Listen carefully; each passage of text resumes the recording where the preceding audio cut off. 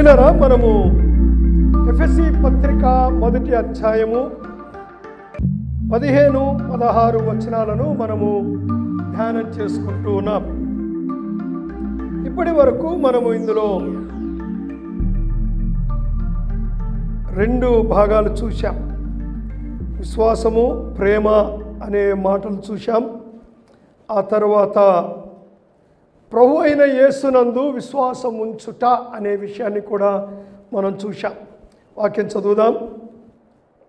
ఈ హేతువు చేత ప్రభు అయిన యేసునందలి మీ విశ్వాసమును గూర్చియు పరిశుద్ధులందరి ఎడల మీరు చూపుచున్న విశ్వాసమును గూర్చియు నేను వినినప్పటి నుండి మీ విషయమై మానక దేవునికి కృతజ్ఞతాస్తుతులు చెల్లించుచున్నాను. ఈరోజు 3వ అంశాన్ని చూద్దాం. అదేమిటంటే విశ్వాసము యొక్క స్వభావం. పౌలు ఎఫెసీలకు అనేక విషయాలు చెప్పిన తర్వాత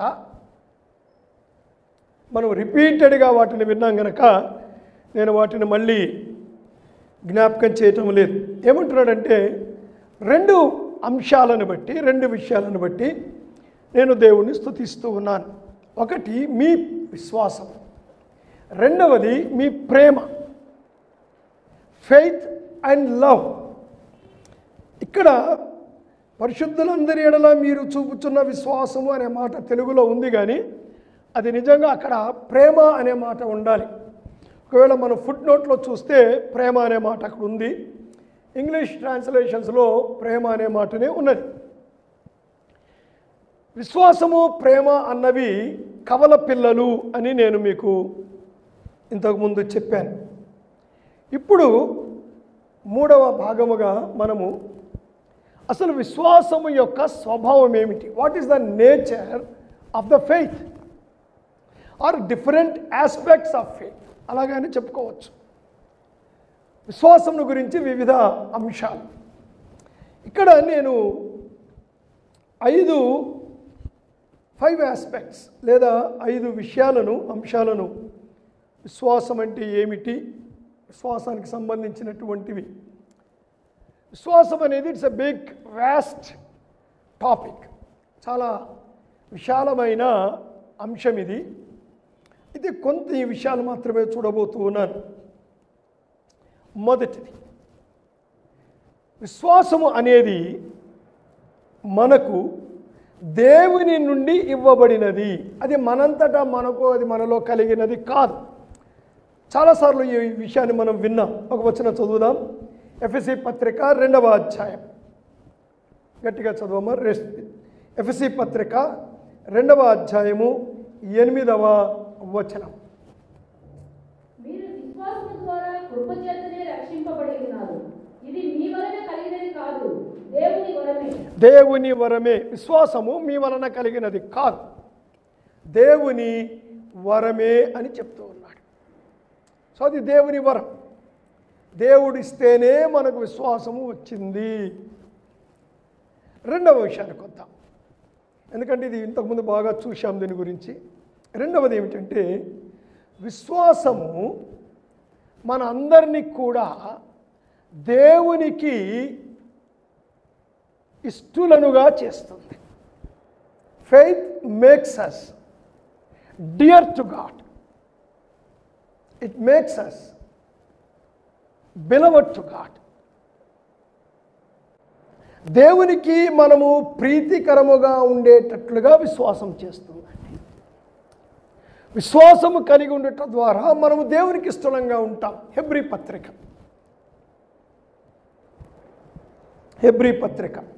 11వ అధ్యాయము 6వ వచనాన్ని చూద్దాం. హీబ్రూస్ చాప్టర్ 11 దేవునికి ఇష్టుడై ఉంట అసాధ్యము. చాలు. విశ్వాసము లేకుండా దేవునికి ఇష్టుడై ఉండుట అసాధ్యము.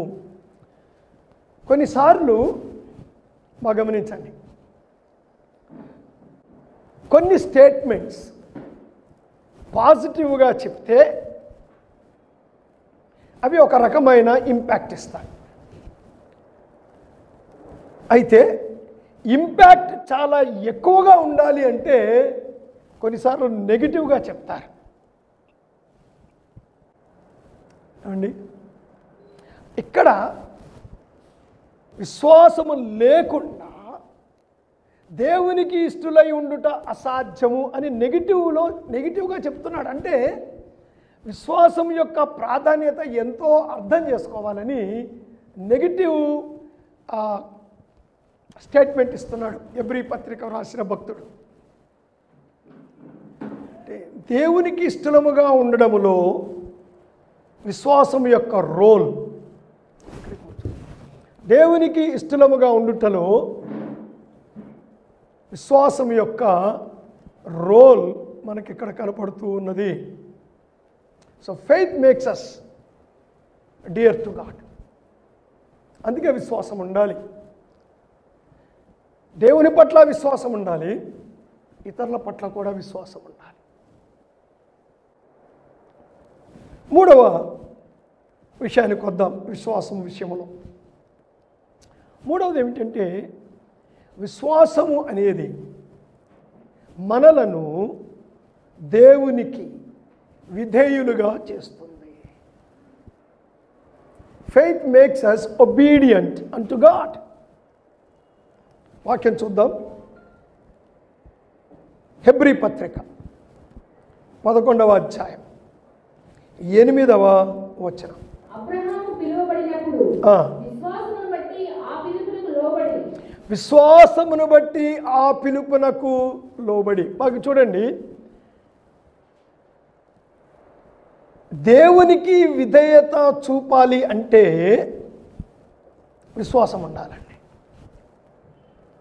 బాగా అర్థం చేసుకోవాలి. కారణం ఏమిటంటే when we show obedience to God, the implications of it బ్లెస్సింగ్గా ఉంటాయి, and most of the times బాధకరంగా ఉంటాయి. ఎందుకంటే దేవునికి విధేయత అన్నది లోకానికి ఎదురెళ్ళడం. మనము వాక్యానికి ఈ లోకానికి మనం ఎదురెళ్ళినప్పుడు ఈ లోకానికి భిన్నంగా మనం జీవించాలనుకున్నప్పుడు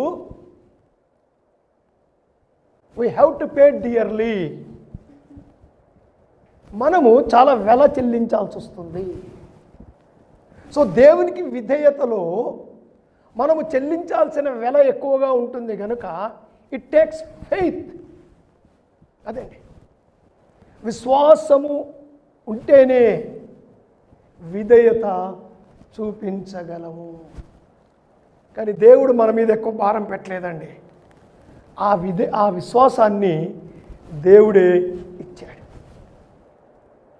ఆ విశ్వాసాన్ని దేవుడే ఇచ్చాడు. నాలుగో విషయానికి వద్దాం. విశ్వాసానికి ఒక మంచి క్యారెక్టర్ ఉంది. ఆ లక్షణం ఏమిటంటే ఫెయిత్ గ్రోస్. విశ్వాసం అనేది పెరుగుతుంది. మనం విశ్వాసము చూపించే కొలది విశ్వాసము పెరుగుతుంది. తెలుగులో ఒక చిన్న పద్యం ఉంది.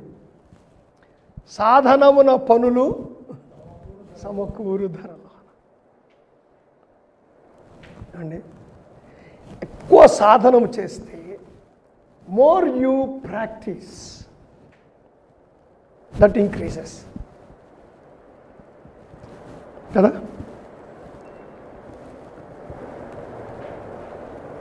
సో పాడగా అంటారు కదండి. ఇప్పుడు నేనే ఉన్నాను అనుకోండి, నేను పాడితే ఎవరు వినలేరు. కానీ మీరు ఏమన్నా అనుకోండి, మొండికి పడి నేను పాడతానే ఉన్నాను అనుకోండి, ఎప్పుడో ఒకప్పుడు నా రాగము కొద్దిగన్నా వినాలనిపిస్తుంది. Faith grows. Faith grows. విశ్వాసము పెరుగుతుంది. ఆ విశ్వాసము మనము చూపించాలండి. వాక్యం చూడండి, 2-3 మాటలు చూద్దాం.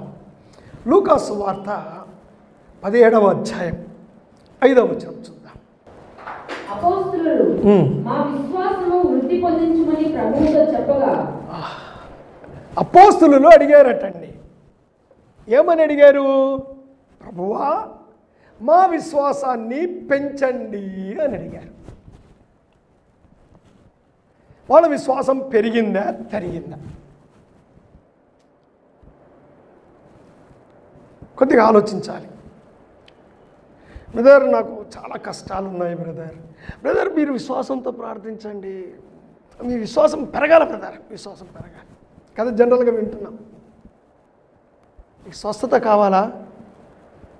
ప్రార్థన చేస్తే కూడా స్వస్థత రావట్లేదా? బ్రదర్ మీ విశ్వాసం లేదో లోపం ఉంది. అపోస్తులు మా విశ్వాసాన్ని పెంచండి అని దేవుణ్ణి అడగడములో వాళ్ళ ఉద్దేశం ఏంటండి?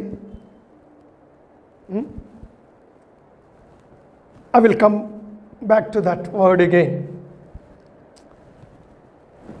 ఇంకొక వచనం చూద్దాం. 2వ తెస్సలోనికీయులు 1:3. సహోదరులారా, మేమెల్లప్పుడూ మిమ్మల్ని గూర్చి దేవునికి కృతజ్ఞతాస్తుతులు చెల్లించుటకు బద్ధులమై ఉన్నాము. ఇది యుక్తమే. ఏలయనగా మీ విశ్వాసము బహుగా అభివృద్ధి పొందుచున్నది. మీ విశ్వాసము బహుగా అభివృద్ధి పొందుచున్నది. ఎందుకో తెలుసా అండి? మీరు ఆ తెస్సలోనికీయుల సంఘాన్ని గురించి ఆలోచిస్తే వాళ్ళు హింసలలో శ్రమలలో యేసు ప్రభువును అంగీకరించారు. ఇవ్వడములో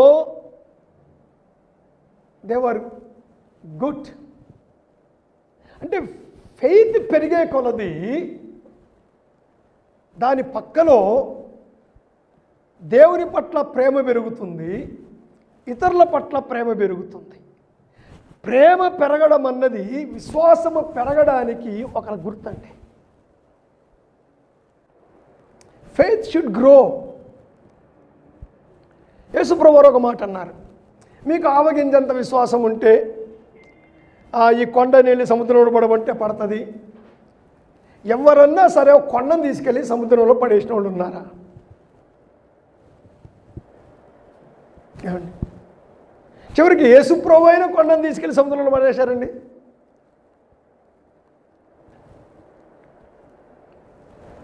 విశ్వాసం అనేది ఇక్కడ ఏవో ఆశ్చర్య కార్యాలు చేయడం కొరకు కాదు. ఇది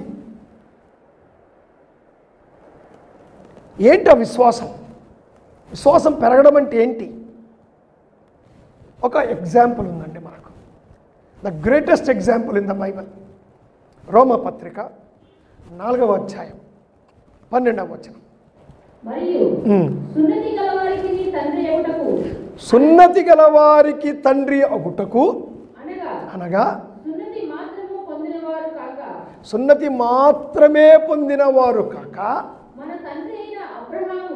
మన తండ్రి అయిన అబ్రహాము సున్నతి పొందక మునుపు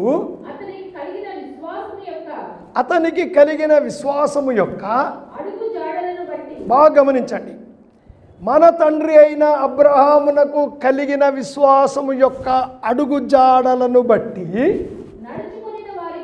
నడుచుకొనిన వారికి తండ్రి అగుటకు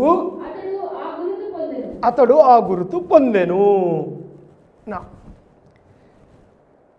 విశ్వాసులు అనగా సున్నతి కలిగిన వారికి ఆయన తండ్రి. మరి మనకు సున్నతి లేదే, మనకు లేదు కదండి. మరి ఆయన మనకు కూడా తండ్రి అగుటకు, ఇంకొక మాటలో చెప్పాలంటే మనము అబ్రహామునకు పిల్లలము అగుటకు, అబ్రహాము ఏ విశ్వాసముతో అయితే ఆయన నడుస్తూ వెళ్ళాడో ఆ అడుగు జాడలలో నడుస్తూ వెళ్ళడము విశ్వాసములో పెరగడము. అబ్రహాము యొక్క విశ్వాసం ఎలా పెరుగుతూ వెళ్ళిందో ఒక మాట చెప్పుకుందాం. దేవుడు పిలిచాడు. అసలు ప్రారంభంలోనే అబ్రహామును దేవుడు ఏం చెప్పాడండి? వదిలేయి, వదిలేయి వదిలేయి. అదే చెప్పాడు దేవుడు. మరి దేవుడు ఏమైనా ఇచ్చాడా అబ్రహాంకి?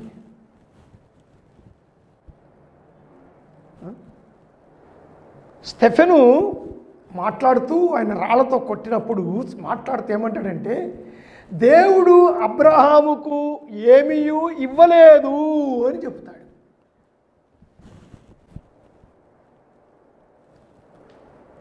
ఏమీ ఇవ్వలేదు అని చెప్తాడు. సరే బయలుదేరి వచ్చాడండి అబ్రహాము. దేవుడు తండ్రిని తీసేశాడు. ఆ తర్వాత లోతుని తీసేశాడు. ఆ తర్వాత ఇష్మాయిల్ని తీసేశాడు. షారాన్ తీసేశాడు. హాగర్ని తీసేశాడు. ఇస్సాకుని ఇచ్చాడు. ఇస్సాకు మంచి యవనస్తుడు అయినాక దేవుడు ఏమన్నాడో తెలుసా? నీవు అమితముగా ప్రేమిస్తూ ఉన్నటువంటి నీ ఒక్కగానొక్క కుమారుడనైన ఇస్సాకును నాకు బలివ్వు అన్నాడు. అబ్రహాం ఏం చేశాడండి? He decided to kill him. Abraham విశ్వాసము ఎలా పెరుగుతూ వెళ్ళిందో మనం చూస్తున్నాం ఇక్కడ. విశ్వాసము పెరగడం అంటే ఈ లోకములో ఉన్నవి అధికంగా సంపాదిస్తూ పోవడం కాదండి. విశ్వాసంలో పెరగడం అంటే, విశ్వాసములో పెరగడం అంటే ఈ లోకంలో ఉన్న వాటికి రోజు రోజుకు దూరం అవుతూ దేవునికి దగ్గరగా దగ్గరగా దగ్గరగా వెళ్ళడం విశ్వాసములో పెరగడం. ఇప్పుడు నేను విజయవాడ పోతున్నాను అన్నాను. ట్రైన్ ఎక్కాను.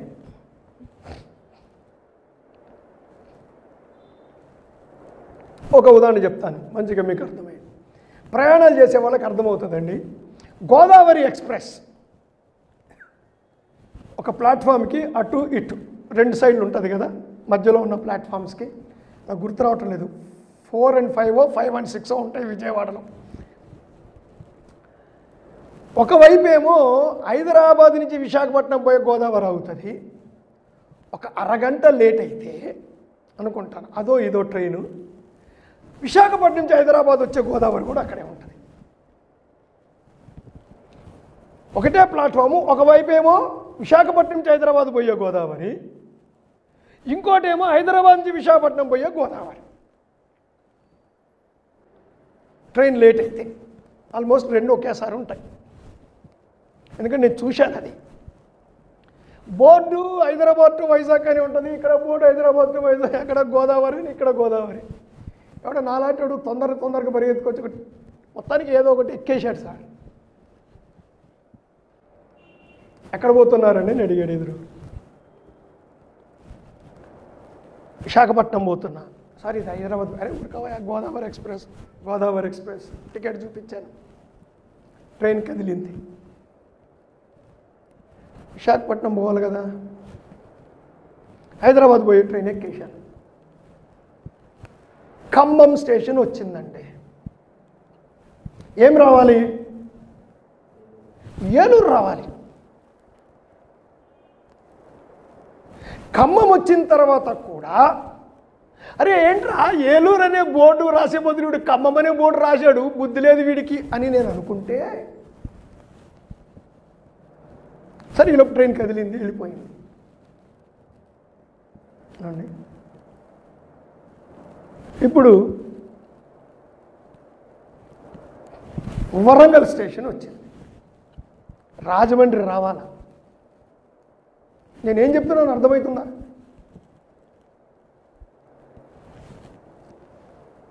నేను దేవునికి దగ్గరగా పోతున్నాను అనడానికి అవసరమైన స్టేషన్లో కనపడాలి. నేను దేవునికి దగ్గరగా వెళ్తున్నాను అన్నప్పుడు లోకానికి దూరంగా వెళ్తున్నటువంటి స్టేషన్లో కనపడాలి. ఏలూరు వదిలేయాలా, రాజమండ్రి వదిలేయాలా, తుని వదిలేయాలా, ఏమండి సామర్లకోట వదిలేయాలా, తుని వదిలేయాలా, అనకాపల్లి వదిలేయాలా కదా వైజాగ్ వెళ్ళాలంటే.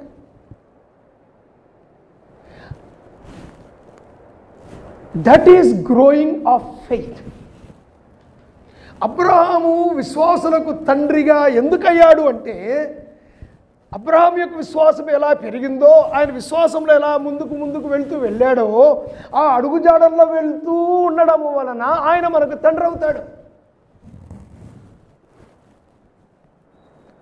శిష్యులు అడిగింది అదేనండి. దేవా, మా విశ్వాసాన్ని పెంచు. వాళ్ళందరూ హతసాక్షులు అయ్యారు. వాళ్ళెవరూ ఆస్తులు సంపాదించలేదు, వాళ్ళెవరూ ఆరోగ్యంగా బ్రతకలేదు.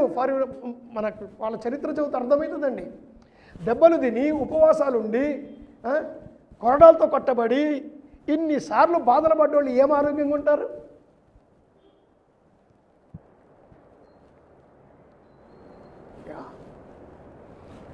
Growth in the faith.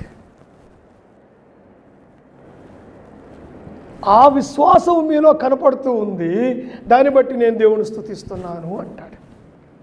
విశ్వాసము పెరగాలి. చివరిగా 5వ విషయం చెప్పుకుందాం. మన విశ్వాసాన్ని కొనసాగించేవాడు యేసు ప్రభువే. హెబ్రీయులకు రాసిన పత్రిక 12వ అధ్యాయం 1-2 వచనాలు. ఇంత గొప్ప సాక్షి సమూహము మేఘము వలె మనలను ఆవరించి ఉన్నందున మనము కూడా ప్రతి భారమును సులువుగా చిక్కులుపెట్టు పాపమును విడిచిపెట్టి విశ్వాసమునకు కర్తయు దానిని కొనసాగించువాడునైన యేసు వైపు చూచుచు. విశ్వాసమునకు కర్తయు దానిని కొనసాగించువాడునైన యేసు వైపు చూచుచు మన ఎదుట ఉంచబడిన పందెములో ఓపికతో పరిగెత్తుదుము. అదండి, 2 విషయాలు చెప్పాడండి. ముందుకు పరిగెత్తండి, వెనక ఉన్న బరువులు వదిలించుకోండి అంటున్నాడు.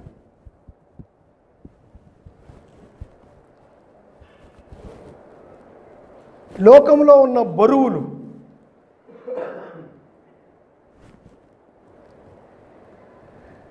ఈజ్ నాట్ టెల్లింగ్ దట్ మనము ఇర్రెస్పాన్సిబుల్గా ఉండండి ఉద్యోగం విషయములో, కుటుంబం విషయములో అనే మాట కాదు ఇక్కడ చెప్తున్నది. కానీ అనవసరమైన బరువులు తగిలించుకొని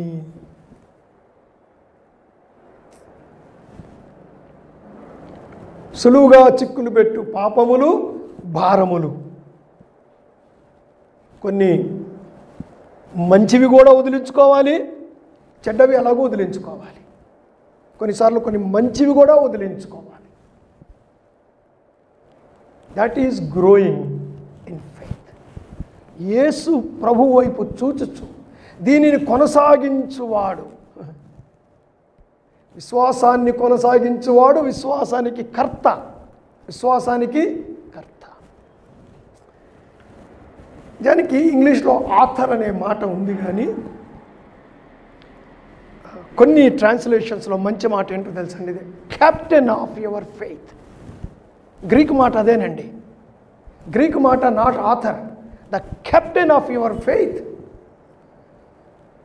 కెప్టెన్ అంటే గ్రౌండ్లో ఉంటాడు, కోచ్ ఇట్లా ఆడు, అలా ఆడు, ఇట్లా ఆడు, అట్లా ఆడు అని చెప్తాడు. కెప్టెన్ కలిసి ఆడతాడు. కెప్టెన్ టీంని విజయానికి పోయేటట్టు చేస్తాడు. కొన్నిసార్లు టీం మెంబర్స్ ఫెయిల్ అయితే గెలిపించే బాధ్యత కెప్టెన్ తన భుజాల మీద వేసుకుంటాడు.